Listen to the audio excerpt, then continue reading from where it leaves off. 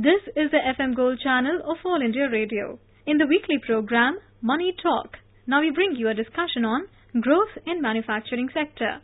The participants are Dr. P. Pullarao, economist, and Shishir Sinha, journalist. Dr. Pullarao, my first question to you, how do you see this kind of robust growth in manufacturing sector, especially in relation to the quarterly result of private sector companies? See, the RBI does this every quarterly. They analyze over 2,000 firms, and in this particular survey, nearly 2,300 listed private companies. So the data which they give is quite accurate, because they're responsible to the market and their growth and economy. Therefore, based on this data, RBI comes up with the report which you have just mentioned, and it has shown a surprising robustness compared to what was expected. Because don't forget, petroleum prices are going, and they're always a damper on our economy. So this report has come in conjunction with various other steps government has taken, irrespective of some other fiscal indicators. So it is a very hearty sign that the economy is getting the response of all the other earlier reforms that government has done. So RBI also is quite enthusiastic about the business expectations, what was expected for the next quarter and the one beyond that. Based on that, the order books of the companies are filled. Therefore, I think that overall, if you see what the government has been doing and RBI and other financial agencies, the reform process is obviously having some impact. Normally, if petroleum prices rise the way they have done in the last 6 months, you would immediately have a slower growth, but that has not happened. So we can expect that the robustness has solid foundations, and the various measures taken by government, irrespective of the international scenario, India is on a very strong foundation, and we can expect the economy to grow further. Now, if we compare with on a year-to-year basis, financial year 2016-17, we saw demonetization. So, do you see this number as a result of base effect, or do you see the real change in the production as well as the profitability of the company? I would think it's in the real effect, because the indicators which have gone up, automotive sector, that's one of the key sectors at any time for any economy. Just as a thermometer will tell you the state of the body, automotive sector, how many cars are being rolled out, the 8-wheel vehicles, you get an indication of the economy like nothing else. Yes, you're right. Because of demonetization, the base has come down, and that will definitely have some impact, maybe in real estate and other sectors. But here I am willing to be optimistic because of the petroleum sector, the electrical equipment sector, and the automotive sector. These are 3 sectors which have gone beyond even that base here which you mentioned. They have shown good, steady growth. And I must mention here that this study is basically on Q-on-Q basis, not on Y-on-Y basis. Another thing is that does this mean that Make in India is getting momentum? Do you find this kind of indication from these data? You see, even yesterday, if you go back to contemporary events when the Prime Minister Narendra Modi ji went along with the South Korean President, he said, whenever I meet anybody in the business community, my first statement to them is, why don't you make in India? He says, I meet foreign delegations, I meet businessmen, anyone. I keep saying make in India, and he says this is a fruit of that, whereby 5,000 crores is going to be invested in Noida by Samsung company to double their production to an enormous amount of 120 million pieces. Therefore, I think we should give credit where it's due. Make in India has been a serious program of the government, and though now and then we don't see it on the front pages of the newspapers, obviously the government is very keen on that, trying to get all foreign companies who import goods into India, because India is now a vast market. That's what the South Korean president has said yesterday, that the market is huge here, economy is booming, and therefore they want to set up their production units here to cater to the market in India. And it is definitely, as you have said, Make in India is looking very successful, and more people might do this. Employment has been created by this unit. Thousands of jobs were created. Manufacturing is good, but real problem is services. I mean, if we see telecommunication, if we see real estate, things are coming down. How do you see growth in services sector? You see, real estate and services are also linked. Real estate, services, various other aspects let me say, hardcore consumer sector, in my view. People are still not reached that stage where they have enough fluid resources. Their personal expectations are still not reached that level where they'll invest in a real estate opportunity, maybe even in a second home, whatever. That situation may take a little more time. You see, the economy is evening out after 2016 demonetization. It's people's expectations have to go up a little more. Then they buy. You buy real estate and you go for services automatically expand when people feel good about the future. Now the base and other things of manufacturing is increasing. That's a good sign. And perhaps in the next 3 months we'll see that consumer demand is also going to go up. But what about telecommunication sector? Do you see that this sector is shrinking? You see, one of the things is in India, we have a large number of mobile sets. But don't forget, it's dual ownership.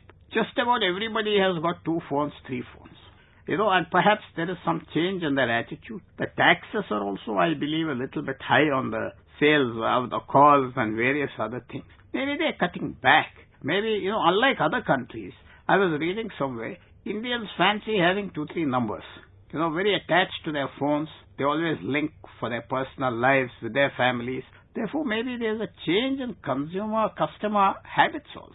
So we cannot go reading from the telecom, the number of calls, the number of phones and their earnings. And there was competition going on now in the telecom sector. Yeah. That consolidation is yet to take place. We have a number of telecom companies and there is now 2 or 3 of the biggest operators are competing with each other. They've reduced prices. So this is an unnatural situation for telecom industries where many countries have 1 or 2 providers, if I'm not wrong, telecom providers. We have a number of them and they enjoyed monopoly for a long time. Don't forget that. Immense profits they made. Now at the time of consolidation, telecom companies will lose money because it's some of the part of this giving back to the people what they have taken when they enjoyed monopoly status. There is competition at the moment. And that is what I feel is the reason what you have just mentioned, telecom sector is not earning as much as it should. Now, coming back to manufacturing sector, you said that automobile sector has done well. But one sector which has not done well is the gems and jewelry. And why I'm mentioning gems and jewelry? Because gems and jewelry is one sector which gives a lot of employment. So if we talk about number of employment, if we talk about number of people who are getting jobs, don't you think that this is going to affect the job giving opportunity? You see, as far as creation of jobs is concerned, overall an economy can be doing well sometimes and the job creation may be less. This is not a situation in India where we have jobless growth. Jobless growth has been there in Japan and other very advanced, mature economies, and where the population also is not there. We in India are not facing that. And there's a lot of hidden employment, just as people say there's a lot of hidden underemployment. In the agriculture sector, rural sectors, there are many jobs. And therefore, as the Prime Minister recently said, we need better data. There is a shortage of data, not a shortage of jobs, or something to that effect, the Prime Minister has said. We need better data. They're about to collect it. I think in September we are going to get some real hard figures from the Niti Aayog and other agencies on what is exactly the job situation in the country. So there are varying surveys done, but I'm still optimistic that the programs you have mentioned, Make in India and other things, they are creating jobs. And government is emphatic in recent times. They're filling up all the jobs in public sector units and encouraging others. So therefore, I am a little optimistic too on that count. This study found that manufacturing companies are facing input cost pressure as cost of raw materials as well as staff cost have recorded hefty growth. Don't you think that this is going to hurt their profitability? Definitely their profitability has already been affected. But because the profit margins have come down, they can't stop meeting demand. Input costs have basically gone up because of oil and therefore other commodities also which we import, strategic metals and other things, and semi-finished products for our factories from China and other places. But I do think in the long run, as a country becomes more advanced, uses better manufacturing techniques, you'll worry about the input costs. Japan, Korea, Germany, they're the best manufacturing countries in the world. They have no oil, they have no commodities, they import everything. So what you finally have to hope for India is not low commodity prices or low other input prices, but how efficient is your manufacturing process? How efficient is your labor force?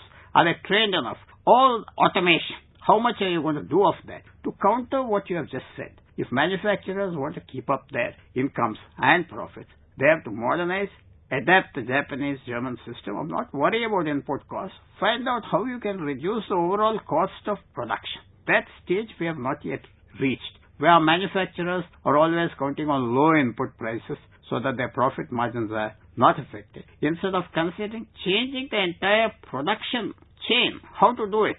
Just-in-time inventory, just-in-time filling up the warehouse, so many other processes. We have not reached that stage, even our best companies. So we should go for that, so that we compete irrespective of the input prices. But what about manpower cost? See, manpower costs in India are still very low. But foreigners studies say our cost of labor is very high because they're not skilled enough. Whatever skills we have in the IT sector and other sectors aside, the real manufacturing skills we have not acquired it enough. Therefore, I believe that as you get better skilled labor, your costs go down. It's not the number of people you employ at low wages. The fewer people you employ at high wages will also create a spin-off of creating employment.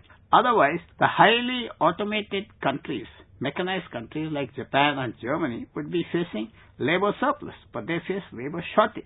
Therefore, we will not have that problem in India for the next 20, 30 years. Our population is growing and government is giving a lot of emphasis for skill development. So perhaps all these things will ensure that our labor will be efficient and very reasonably priced. But don't you think that higher manpower cost means higher inflation? Higher manpower cost to some extent. But as I have said, if your process of production becomes efficient, scientific, then you see this won't matter.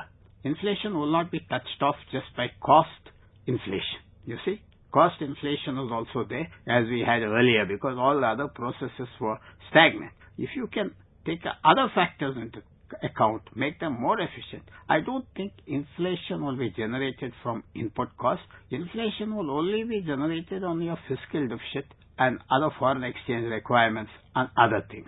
So we are safe on that count for a long while to come. But why I'm talking about manpower cost and inflation? Because one of the key things which we noticed in this survey, that profitability has gone up because of the other income. And one thing which is worrying all the companies is the interest cost. Interest rate is rising and there are indications that RBI may do so again. Don't you think that this is going to affect the profitability more in coming quarters? Definitely, I think what you have said, the cost of finance is very high here. And is it the RBI's fault that there's not a better, easier credit policy? Or are we containing the surplus money too fast? Is RBI being too cautious? RBI not considering other factors which are needed in the country? I think the clash has always been there in the last few years between what the government wants in terms of fiscal liquidity and what the RBI wants. They want to tighten up the monetary easing as they've done in other countries. But they have to find a golden mean. They have to work together. Costs of finance should be less. And perhaps you might even consider, are we heavily taxed? Are we highly taxed? We want to reduce taxes to make money more easily and cheaply available? I think yes. Lesser taxes might be the answer to the question you have just asked. During this current fiscal, do you see that we will see more growth in services because of election year and we will see more expenditure on services? You see, I have seen in the last 2 weeks, government has invested a huge amount in agricultural sector, and money moves very fast in the rural areas. The velocity of money is much higher in rural areas than in cities and urban areas for obvious reasons. So I definitely think the more the government pumps in money into agriculture sector and other welfare measures, there will be pickup of services. On this note of optimism, Dr. Pullarao, thank you very much. Thank you. You were listening to a discussion on growth in manufacturing sector. The participants were Dr. P. Pullarao, economist, and Shishir Sinha, journalist. This program was produced and presented by the News Services Division of All India Radio. You can also listen to this program on our website, newsonair.nic.in. You may email your opinion about this program at airnsdtalks@gmail.com.